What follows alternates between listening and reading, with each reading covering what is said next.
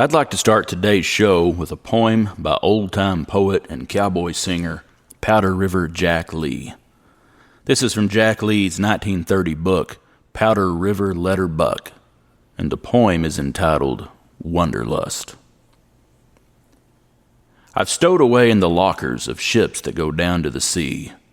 I've rode the rods of a fast express. My spirit was wild and free. On the deck of a revenue cutter, I've helped to sound and log. The bottom, they say, has never been reached in the bay of Fundy's fog. On the treacherous North Atlantic, where billows tumble and roll, I've worked my passage and squared my bill by stoking and shoveling coal.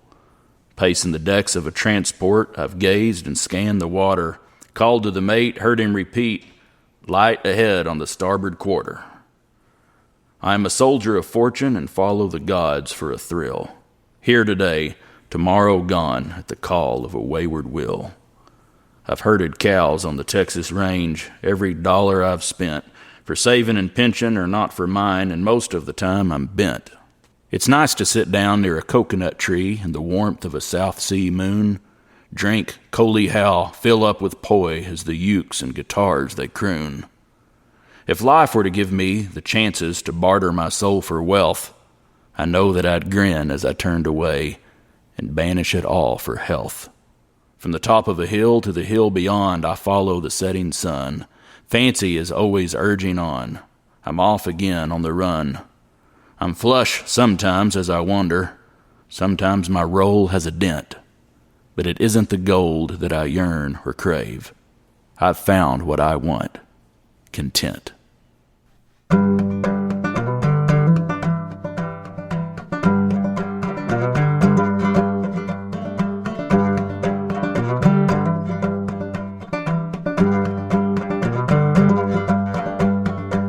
Howdy folks, this is Andy Hedges and you're listening to Cowboy Crossroads.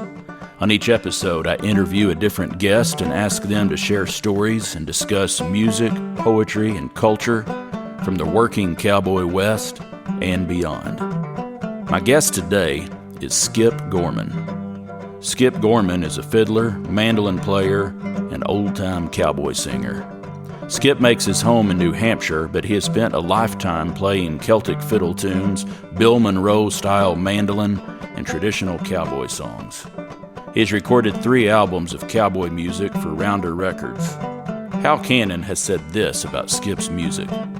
Skip Gorman has mastered the rare sound which can only be created by those who have grown up listening to traditional American folk music. And Buck Ramsey once said this about Skip. Skip may have gone to one of those fancy Eastern colleges, but I've listened to his recordings for years, and he sings those old-time cowboy songs as well as anyone I've heard. I sat down with Skip Gorman during the Lone Star Cowboy Poetry Gathering in Alpine, Texas, and recorded this interview. Here's Skip Gorman.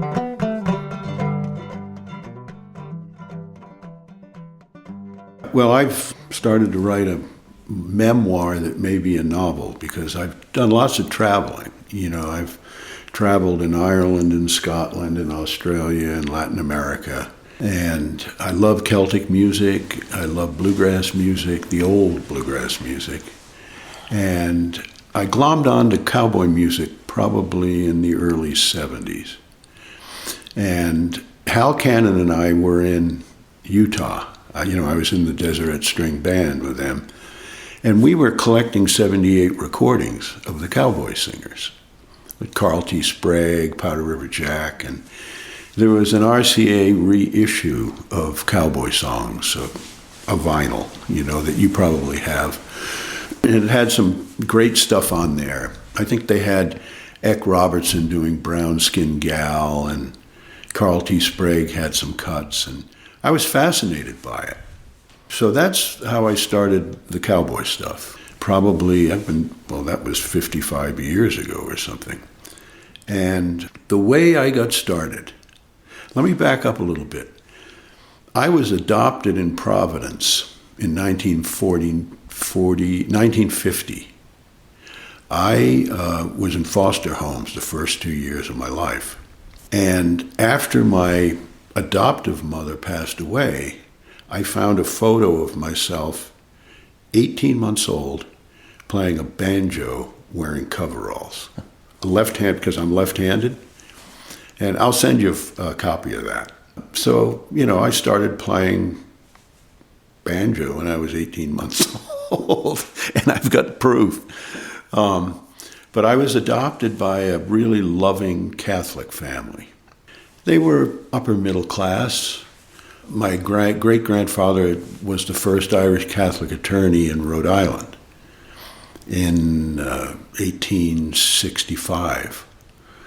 Before that, if you were Irish, you couldn't be an attorney. And if you were Catholic, you definitely couldn't be an attorney. And so my upbringing was interesting in that my adoptive parents, were really loving, and they saw in the adoption papers that my mother had been a pianist and that music was a big part of her life. So they, got me a little piano when I was a young kid and stuff, and I didn't know what to do with that. I'm not one to take lessons, and I learn differently, And when I was 8, they got me a Stella guitar for Christmas. And I played it left-handed for a while, and I took a couple of lessons, learned how to do a G chord and a C chord, which is not less than I do now, really. But I also got a Jimmie Rogers record when I was 9. And that's a fascinating story in itself, because my mother and grandmother, who were very Catholic, sometimes would watch TV and they'd see Elvis on there. And, Elvis the Pelvis, And my grandmother was pretty prissy. And she said, "Oh, no, we don't want Skip to be like that." And so my mother glommed on to Jimmie Rogers, the honeycomb guy. He was a folk singer who was clean cut. Same spelling as the Yodeling Brakeman. But he did, "Honeycomb, won't you be my baby? Honeycomb, be my..." It was a big hit. And he kind of was, went into the commercial sphere, but was really a folk musician. And so my mother loved his music and wanted me to, play the guitar and be like him. So she asked her sister to go down to the record store and get a Jimmie Rogers record.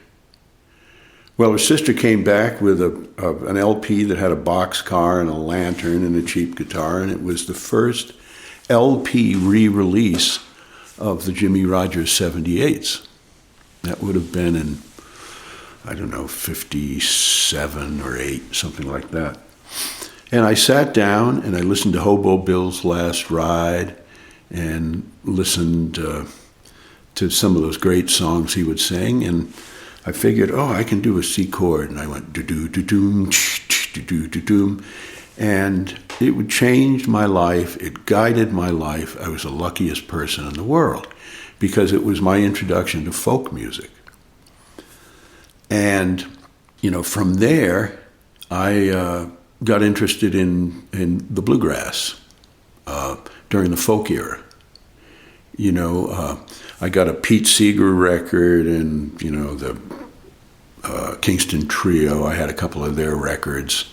And then Joan Baez came in. And so I just started to expand. I had friends, one friend who played the banjo and another fellow who played something else. And I heard bluegrass music and I got excited by that. And I thought that Bill Monroe was a really cool guy, and I loved that mandolin he had, And I was really blessed because I grew up right around the Newport Folk Festival. And so in 63 and 65, I used to go to that festival when I was 12 years old or so, 13. And they had it for 3 days. And of course there was Joan Baez and Bob Dylan. I was there when he was booed, for plugging in and stuff. I didn't know what I was seeing, but it was pretty fascinating. And I could see in that 3-day period, I'd go to workshops all over the green there. And the casino tennis grass courts they set up for workshops.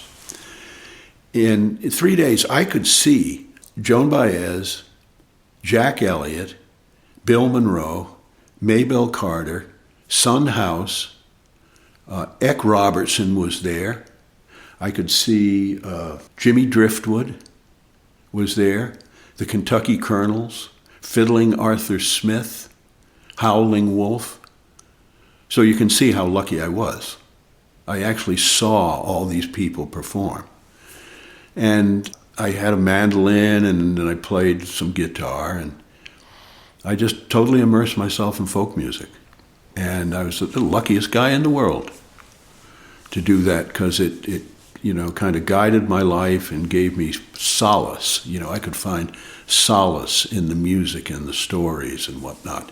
And I think I love the music, but when I heard Hobo Billy's Last Ride about the hobo dying on the boxcar with a smile on his face, it meant something to me. And so I kept playing. I went to college, and I had just started playing the fiddle. I tried to put what I had been playing bluegrass style on the mandolin onto the fiddle, because it's the same structure, strings and fretting and whatever. And I never took any violin lessons or anything like that. I just kind of winged it. So when I got to college, Hal Cannon was at the School of Design. I was at Brown University. My roommate was Tom Carter, who was a clawhammer banjo player and became a folklorist. So the three of us had a band called the Rhode Island Mudflaps. And we'd go around and play for dances and that kind of thing. And then after I got out of college, I worked all through college. In high school, I worked for masons and carpenters, and I liked building a lot. And after I got out of college, I worked as a carpenter for a year, because I just wanted to do something with my hands. And it gave me time to do music, rather than, if I had gone to law school, I wouldn't have had any time. So I had more time for music, and I went to the first Bluegrass Festival when I was 15 years old. A friend's brother drove us from Rhode Island down to Fincastle, Virginia. And I'm backing up a little bit from college to age 15. And it was a little pine stage. Carlton Haney was trying to promote Bill Monroe and the old bluegrass guys. So I got to hang with the Stanley Brothers and Bill Monroe and Doc Watson and all the greats. That was my introduction to the bluegrass, and got to play with Bill Monroe, some workshops, and got to know a lot of the bluegrass, the source players. And then about 1971 or 72, when I was just getting out of college, the newgrass came in. Sam Bush and Tony Rice and Bela Fleck, and I think John Hartford was part of that. But they started taking music from, David Grisman too, from the jazz and Django era, and, some of the Grateful Dead type stuff. And they were putting it on bluegrass instruments. And that didn't appeal to me, because I had seen the Stanley Brothers. I had seen Jimmy Martin. I had seen Benny Martin play the fiddle. It just didn't seem as rootsy to me. And I was a history major in college. I took a lot of Spanish and history. And I decided that I wanted to go in the opposite direction. I wanted to go back in time, and I wanted to know the roots of bluegrass music. I didn't want to... the newer music didn't appeal to me, so I wanted to go back. And that's when I glommed onto Celtic music, because it's, the roots of a lot of that music. Cowboy music, it's the roots of bluegrass, it's all the Appalachian stuff. And so I went to Ireland in 73. I decided, I had some records of Sean Maguire and, some of the great Celtic fiddle players. And this is before the folk, well, probably right during the folk boom when Dave Dannon and the Bothy Band and all these other Irish groups were putting these hot groups together. But I had been listening to the source of the Irish music, Sean Maguire, the great Johnny Doherty I met and hung around with.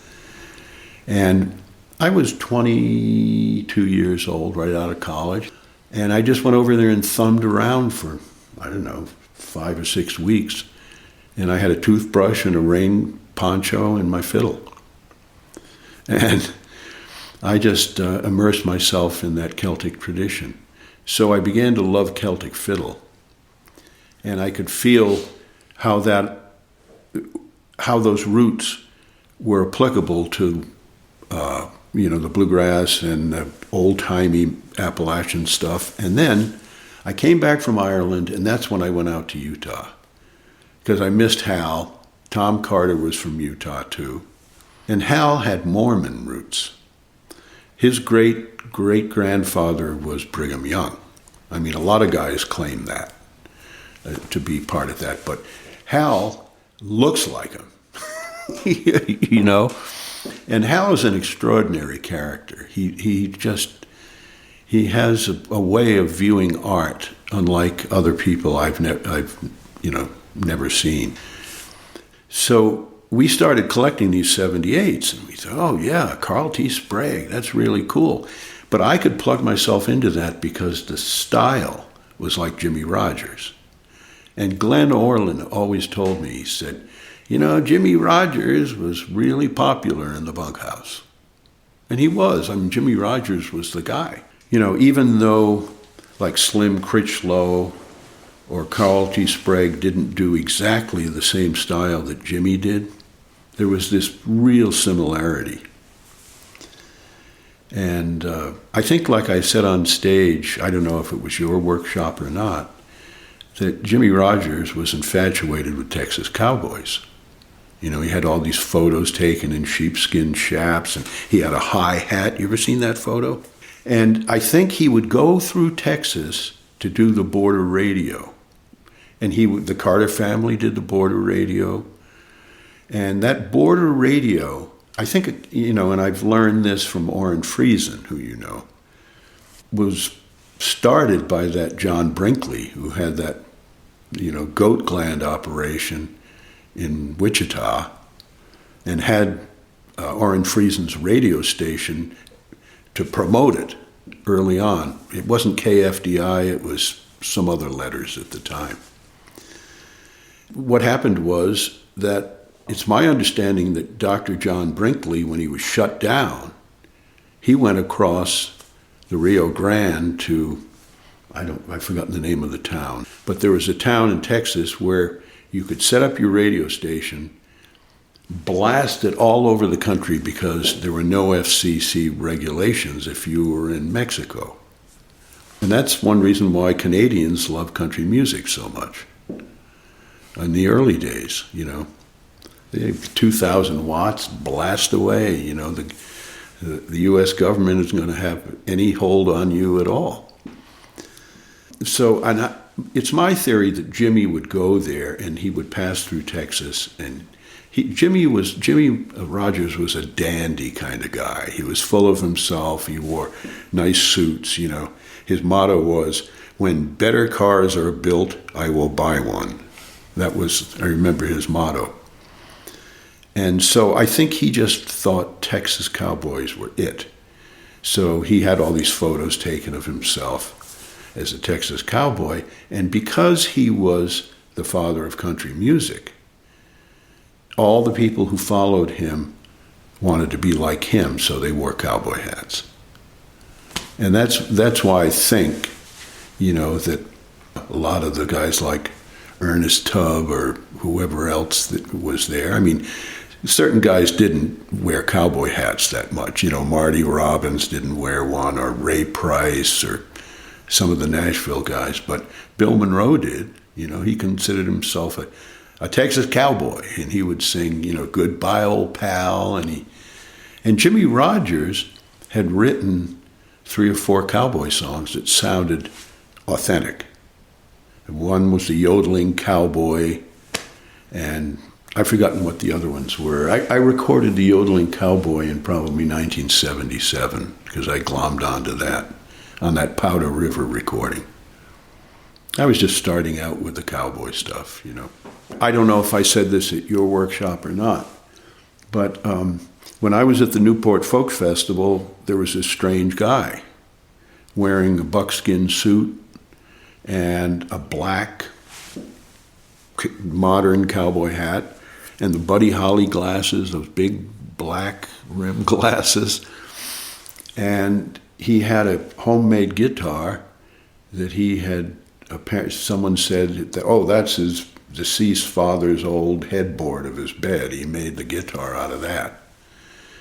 And I said, who the heck is that? Some guy said, that's Jimmie Driftwood. He wrote Maid of Argenta and A Song of a Cowboy and the Battle of New Orleans stuff.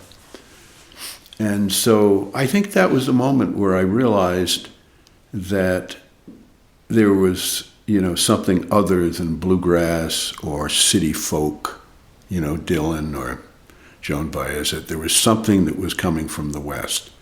But it was really not until I heard Carl T. Sprague on those 78s with Hal, and Powder River Jack and Slim Critchlow. Those were my three favorites. And then I learned about Montana Slim.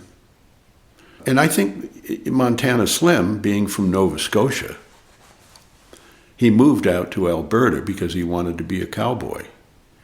And I don't know who his influences were. Montana Slim, Wilf Carter. You're familiar with him, obviously. He was a great yodeler. And I think there was something going on in the 40s and 50s where people were doing the cowboy music. And I don't know what their inspirations were. It was probably Carl T. Sprague because he did the earliest recordings in the 20s. When he went to New York and he recorded like 20 sides for RCA, and he brought a violinist kid with him to do sweet stuff in the background. And he was a track coach at Texas A&M and a cowboy, Carl T. Sprague. And that first, that record, When the Work's All Done This Fall, I believe, 1925, sold over 900,000 copies. It was like a big hit. That had to have been pretty influential at that time. Right. Yeah, Orrin Friesen said that, I've heard figures like 1 million copies, and Orrin Friesen said, no, bring that down a little bit, which I can believe. Yeah, that was a J.P. O'Malley number.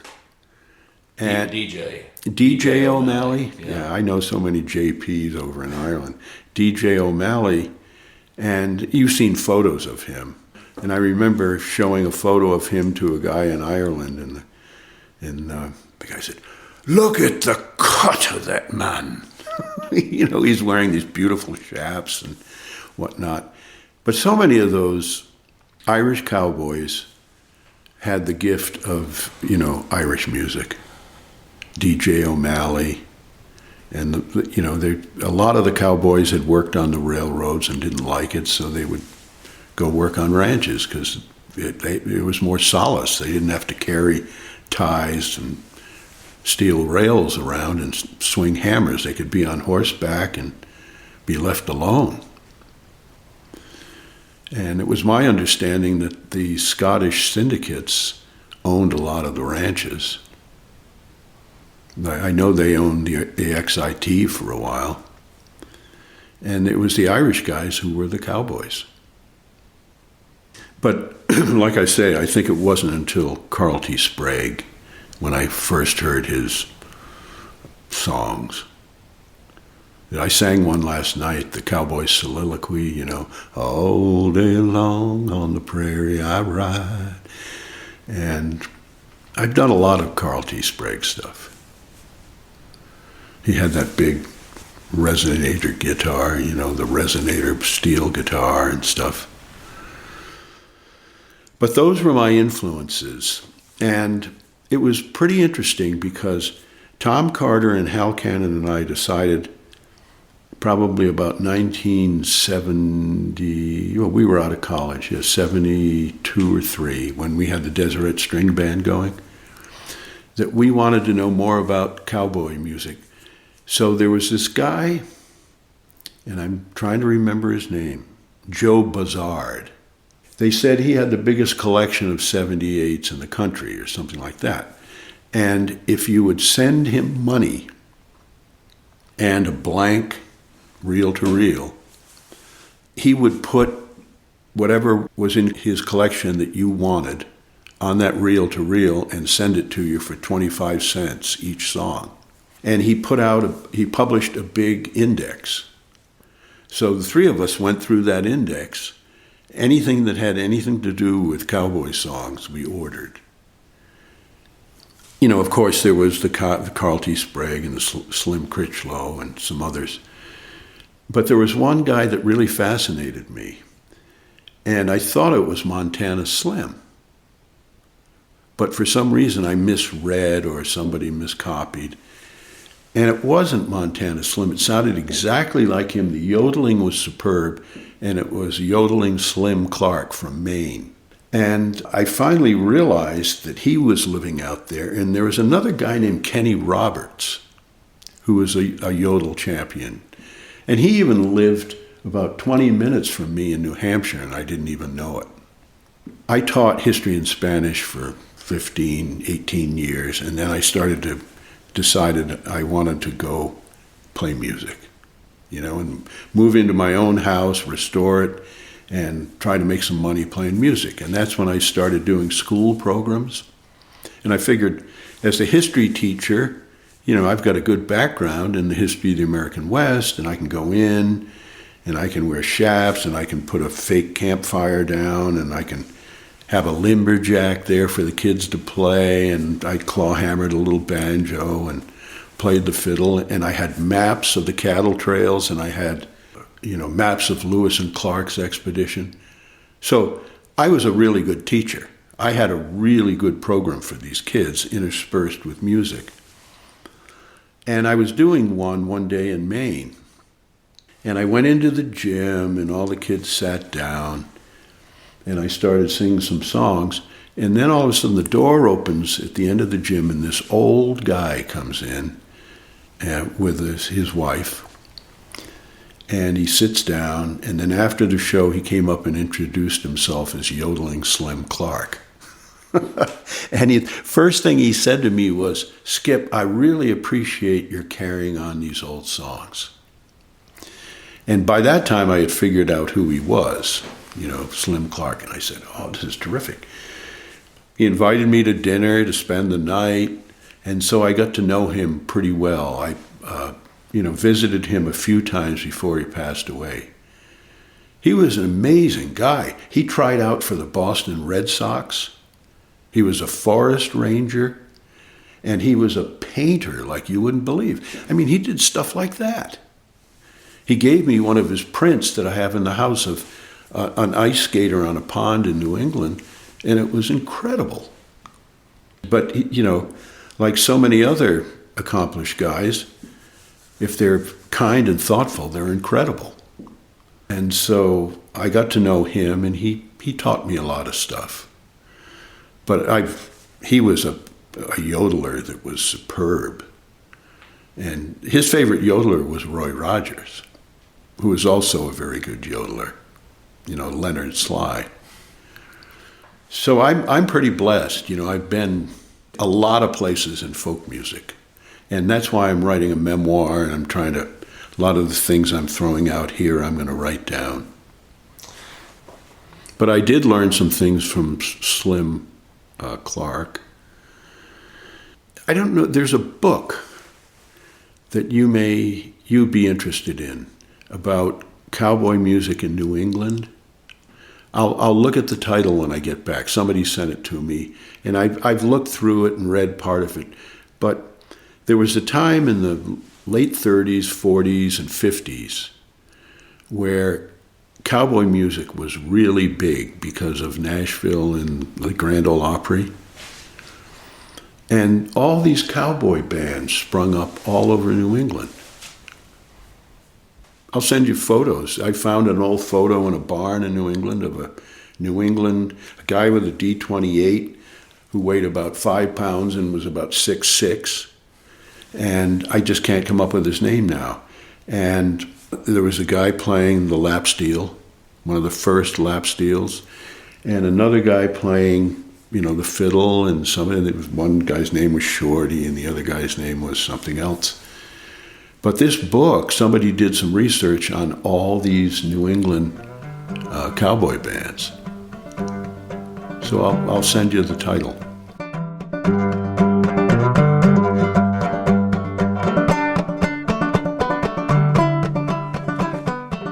In the liner notes to Skip Gorman's 1994 album, A Greener Prairie, his friend Jeff Davis wrote this. There's a 1968 photograph of Skip Gorman, still a teenager, but already an old hand at old-time music, trading mandolin licks with Bill Monroe. Skip must have been half petrified to be playing with the master, but the look on Monroe's face says, this kid ain't bad. 10 years earlier, Skip had first glued one ear to the speaker of some old record player to learn his first Jimmie Rogers song, and he's had an ear glued to the sound of old music ever since. When I first met Skip in Utah 20 years ago, he was by then a Jimmie Rogers expert, a knockout drop-dead mandolin player, a fluid fiddler, an early member of the Deseret String Band, an impressive contradance musician, and had traveled to Ireland to play with Donegal's Johnny Doherty and had learned from Shetland's Ali Bain. But in Utah, Skip was introduced to 78 RPM recordings of cowboy singers like Carl Sprague and Powder River Jack Lee, and voila, he had found his true calling. He listened seriously, learned the music from the inside out, corralled every nuance and detail, and now he's putting his own brand on it.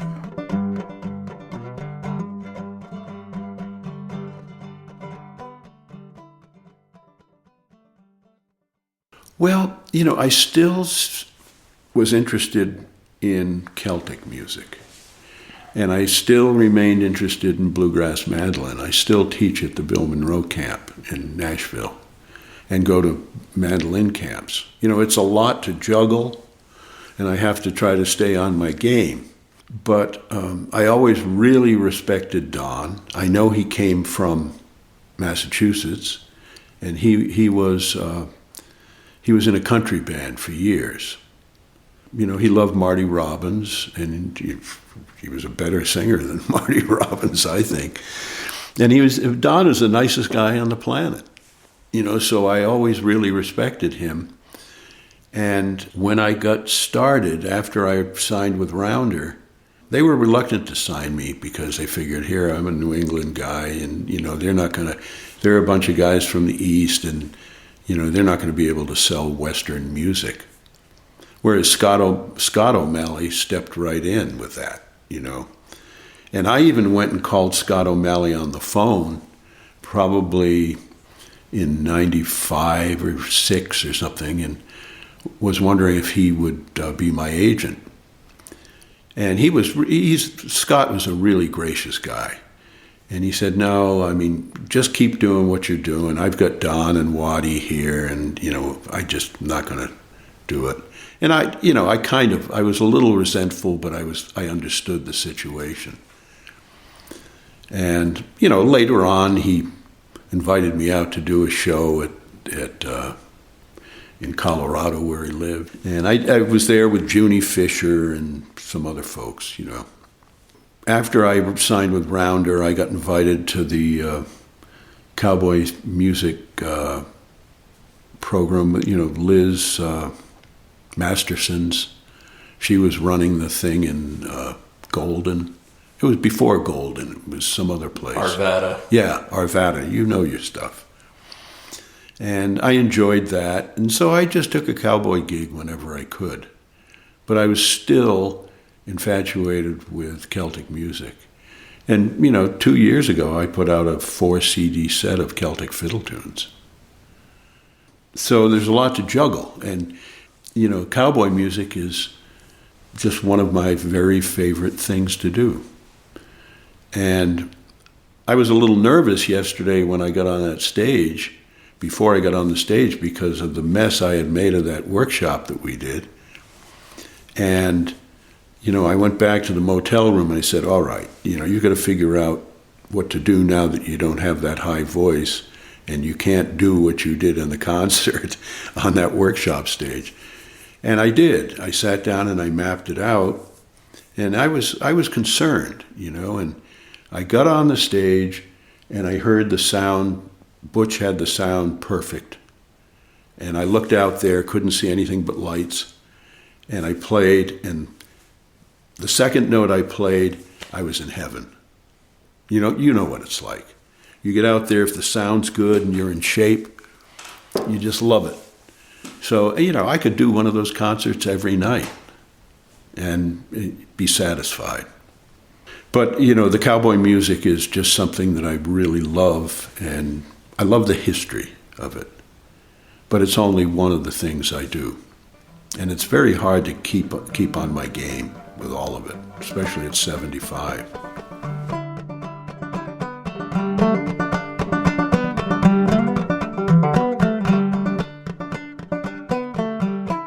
It'd be fun to play a tune with you. Well, we could try that. I just did I've got a new fiddle tune recording I'm working on, and there's a few cowboy numbers on there.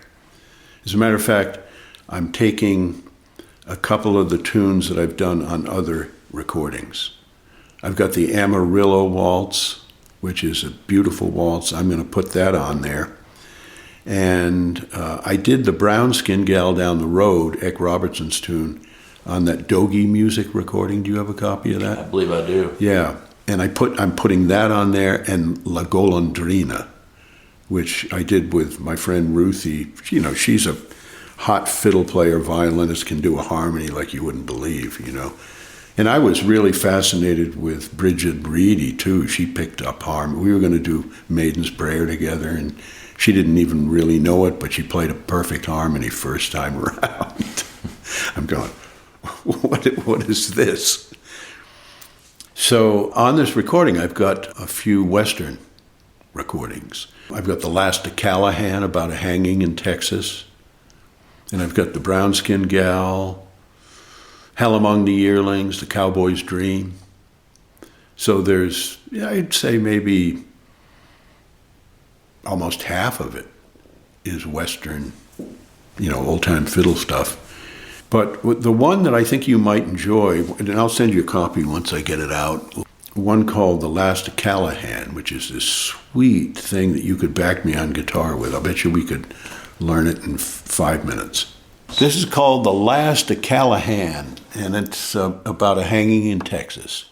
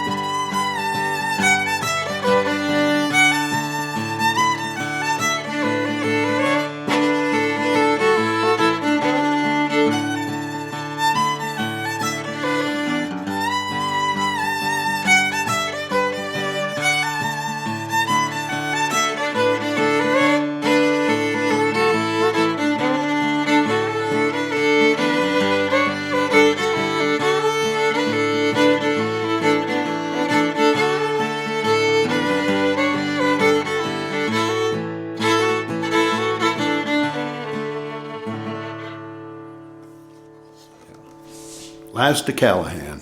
Beautiful. Thank you. Yeah. I thought you'd like that. Would you play and sing that Tough and Wild for me? one of the first things that excited me about cowboy music was Powder River, let her buck, a surging mass of cattle, round up wagons full of chuck, horns and who's a rattle. I haven't sung this in 20 years, but steers, dogies, beefs and broncs, heaving flanks to quiver. Hear the wranglers, yip-whoopee, hooray for Powder River. Clouds of dust and ropes a-whirl, snubbing broncs a-standing, bellerin' mavericks holding down, every outfit branding, deep the mud and cold the rain, loud the clap of thunder, slickers nigh for buckaroos and the waddies crawling under. And that's a real piece of work right there. It's a beautiful poem. And so that's one of the first ones I learned, and I actually sang that on Garrison Keillor's show. He had me sing, he did his show from the Old Faithful Lodge in Yellowstone, and he invited me out, and he wanted me to sing that song. And there's no chorus, there's no instrumental break, there's 4 verses or something. I was frightened to death. I mean, of all the songs I would have to recite for 4.5 million people live, and I got to about the 3rd verse, and I started to forget the way I just forgot that slickers and I for buckaroos, and I freaked out. But I came in right with the lyric, right when I was supposed to. There was a slight pause. I kind of saw this dark hole, and coming back from it. But that was my introduction to Powder River Jack, was Let Her Buck, Powder River, Let Her Buck. And I've been through Powder River a bunch of times, Powder River, population 50 on the post office. So I went through his book, and this just happened to catch my eye, and it was called Roulette Kate, subtitled Tough and Wild. And the lyrics were fascinating, I thought.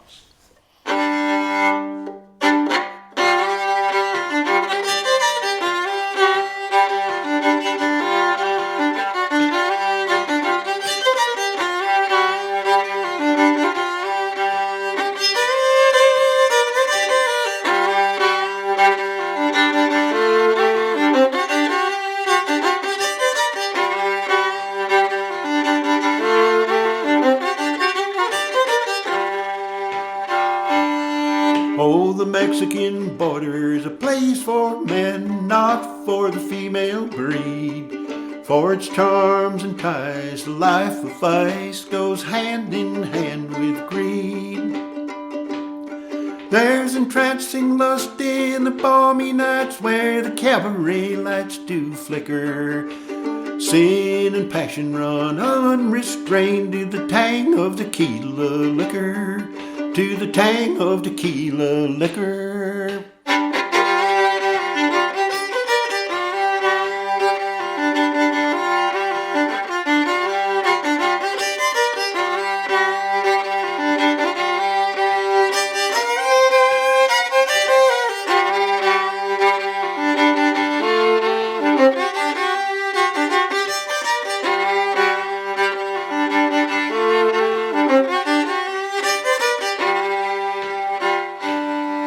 There's some who crave mezcal juice, curdles of blood and chills, and the marijuana that drives one wild till he goes insane and kills.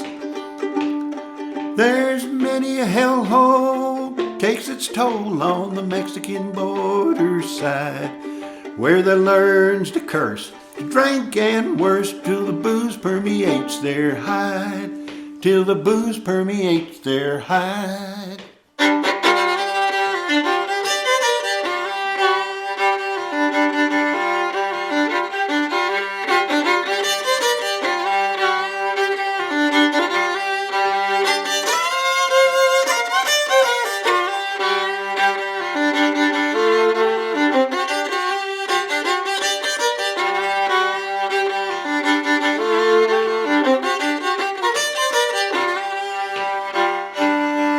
There's dangerous music, stimulates with a perilous crooning roll, and a lingering rhythm, melody, shatter a woman's soul. There's many a derelict steeped in sin who once was pure as a child, but his morals drained with the border strain leaves him tough and wild. It leaves him tough and wild. I was straining for those high notes. Beautiful. It's a cool poem. You know, all I did was just throw a haunting melody on it. And that's the way a lot of cowboy music is. You know, somebody tells a story, somebody hones it down to a poem, and then you slap a melody. You know, Little Old Log Cabin on the Lane is the most popular one, you know. But, the cowboy music fascinates me because of the poetry. You don't get that other places. You know, in bluegrass, you don't. Now the younger generation is starting to come up with lyrics that are meaningful. But it's not as well thought out, and I can't even think of the right word. When I listen to these cowboys, like Randy Ryman, I was fascinated with his poetry. You know, he was reciting Omar Barker and, other people, but it's just so well put together. And it relates to the Western way of life, too. I love the bluegrass music more for the instrumental part and for a nice lead vocal. You know, someone can really sing out that vocal. But the only lyrics they ever had in bluegrass was Little Darlin' and Lonesome Pine. You know, they don't have as much, it doesn't have as much substance as the cowboy poetry does.